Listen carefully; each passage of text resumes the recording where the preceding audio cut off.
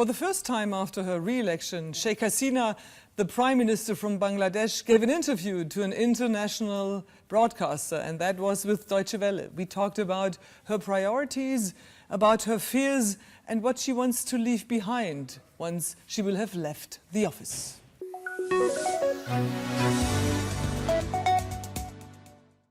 Sheikh Hasina, we are sitting here underneath a painting of your father, who is the founder of Bangladesh, Mujibur Rahman. He got assassinated in August 1975, alongside with many of your family members. But you and your sister, you stayed in Germany that very day. Has this shaped your relationship to Germany? Well, you see, with German, we have always good relationship. And 1975, as my husband, he was a nuclear scientist, and he was working in Karlsruhe University. So we just went there for a holiday, for a few days. That time I was a student of Dhaka University, but I have two kids, and I took my sister with me. I said, let's go there. We will be in a university area. You will get very good environment for study. But it is unfortunate that within 15 days we heard that we have nobody. Everybody was killed except these two sisters. Yes, I appreciate German government. Immediately they inform us if we want to stay back there, they are ready to accept it. So that way you can say yes, as because we were there, so German has very special, friendly gesture to us. So you are now in office for the third term in a row, and I hear rumors that you say this might be your last term?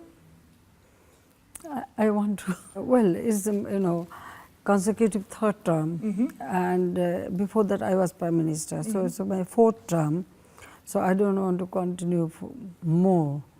I think that everybody should take a break, and then we can make accommodation for younger generation. So you would say this is probably your last term? Do I understand you right? When I became Prime Minister first term, then I said, okay, I don't want to continue. I want to let other to do, but I couldn't stop because, well, actually we are struggling for establishing democracy and people's emancipation. That's what I would love to talk with you about, Prime Minister. So what would you like to accomplish within these next 5 years? Food security, accommodation, education, healthcare, job opportunity, these are basic needs. Then definitely every human being wants a better life. Then we have to ensure that. My father struggled his whole life for this people and the country. He liberated the country. He wanted to build up this country as a prosperous country, but he could do it. So I feel that this is my job. But when you're talking about establishing a democracy, there's more you want to establish. It's like freedom of speech, it's human rights, it's gender equality. What are you going to do in this regard? Listen, actually, what you see now in the country, it is not like this. As because our country ruled by military dictator, time and again, no movement, freedom of movement. That was the situation. We had only one television, no private television, no private radio. How people can exercise their freedom of speech. So you say you're coming really... Actually, I bring a lot of change. 1996, when first time I became Prime Minister, first thing I decided that I will open up everything to the private sector. One thing is to ensure freedom of speech, ensure people's freedom of movement and right, and our first priority was to ensure food security. So country become self-sufficient in food, then education, that is also very, very important.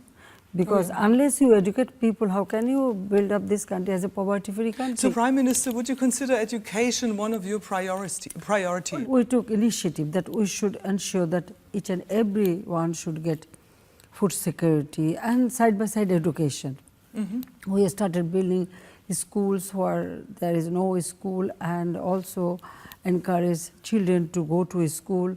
We started giving mother some money or some facilities so that she should send their children to the school. So that way we encourage them for education. And for healthcare, we started establishing community healthcare center. What I feel that their basic needs, that food, shelter, education, then job opportunity, that is also, and also security. So it is their human rights. Which role does freedom of speech play for you? You just said that earlier on there were only state-ruled media. This is changing in your country.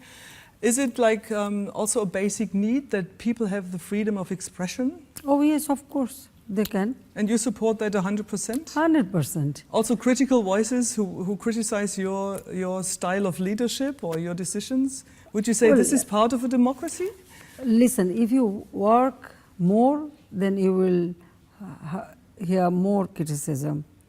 But you should ask my people whether they are satisfied or not, what they think, whether they are getting all what they need, whether I can provide this. We all remember, I think the world does as well, the situation of bloggers here in Bangladesh some years ago. Many of them got murdered and killed on the streets. Well, some incident happened, but immediately we took action.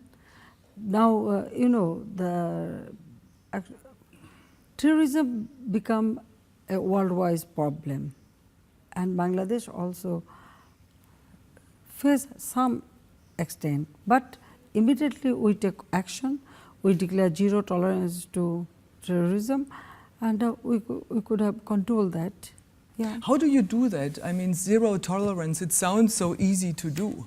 It is not that easy. It is very complicated, it is true. But what I did, well, in one hand I strengthened our law enforcement agencies and we trained them and special arrangement for them. But what is more effective, that is, I just directly went, I go to the people. I call upon the people. But besides the awareness, you needed to build a coalition with fundamentalist groups like Hifazat-e-Islam during the election. So do they want something out of that now? I told you that in this country, everybody has freedom of speech. So they have also right to spell out what they want. But what we have to do, of course we have to do, because we already passed the law about the marriage age. And there also we are involving whole society. But you will fight for the right. Yes, you won't change the constitution. Only law or taking action will not solve the problem. But what I have done, that our education for girls is totally free up to 12th class. Then we provide a stipend for them. Free books we distribute for all students. And even our primary section, the girls' enrollment is more than boys. And now parents, now they want that their children should be educated. Then we created job opportunity for girls also, because education is free. Now parents also want that his girl should, you know, educate. So they also think that their girl should educate so that then she will get a job. So marriage is not the only aim. Opportunity for yes, girls. Actually, you have to change the mindset. In the past, parents used to think, why I should educate the girl, because one day she will get married, she will go to the another family. But now they don't think that. Now they think that, yes, I should educate my girl, she will be eligible to earn money, and well, then she may get married. So that way we are bringing, change in the society gradually. Now our child marriage has reduced tremendously within So few you're fighting years. for that, I hear. Yes. It doesn't matter if anybody supported you during the election, this is something that's not negotiable for you girls, right? Of course not. Prime What I Minister- have done and it will continue. It will. Well, I don't want to fight with them, or I don't want to spell up, I will do it. Now, what is my job? That is to keep peace in this country, a peaceful atmosphere, right?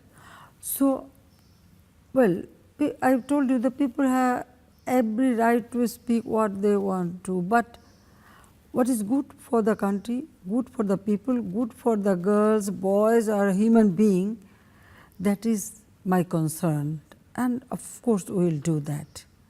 I would like to come one more time back to the elections which just happened. Your ruling coalition won 288 out of 300 seats. That's 96%. That's nearly 100%. What happened to the opposition? Actually, you see, when you contest election, what people want to see, who is the leader, they couldn't present that. Actually, So their then- lack of politics is mainly there, that they couldn't present any leadership that who will run the country next. Secularism is under threat in your country. No. You wouldn't not at say all, so? no. So you're not afraid of like really Islamistic forces? Islamistic forces are there, no doubt about it, but if you can see the condition, in this country we have religion harmony. Each and every religion people, they can perform their... But people get killed on the streets because of criticizing or not living conform it is not some true. religious No, ideas. it is not true. They got threatened. I mean, we were talking about bloggers earlier on. I mean, there's a danger in the streets, isn't it? Yes, I told you that few incidents took place, but immediately we took, a step. Then it stopped. In our country, we always create atmosphere that each and every religion, they can perform their religion faith peacefully, honorably. Secularism doesn't mean that no religion, no. We believe in religion and everybody should have their right, and we have religion harmony. So you don't feel any threat? Islam is a religion for peace. Now, only few people sometimes they use it, but that is the wrong way. They shouldn't do it. Prime Minister, thank you so very much indeed. Thank you. Time just